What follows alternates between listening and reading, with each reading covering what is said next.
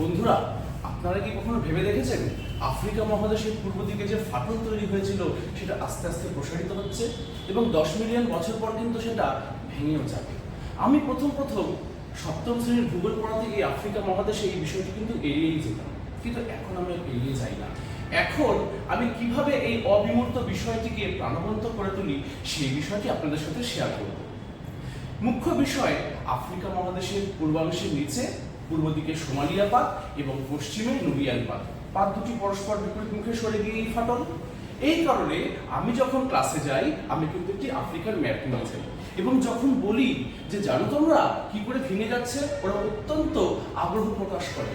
তখন দুটো ছাত্রকে আমি ডেকে টেবিলে দুটো পাতলা বই, যেটাকে আমি পাত হিসেবে দেখাই, নিচে রাখি ছোট ছোট চক, যেটাকে আমি ম্যাগমা স্রোত হিসেবে দেখাই, এবং তারপর দুটি ছেলে যখন বই দুটোকে হালকা করে সরিয়ে নেয়, মাঝের ফাটলটা দেখা যায়।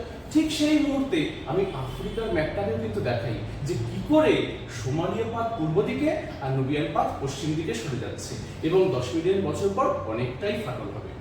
বন্ধুরা, আমি এইভাবেই ক্লাসে বাচ্চাদেরকে কিন্তু এই অবিমূর্ত বিষয়টি শিখিয়ে থাকি। যদি এটিকে আরো সমৃদ্ধ করবার জন্য কিছু করণীয় থাকে আমাকে কিন্তু অবশ্যই পরামর্শ দেবেন। নমস্কার।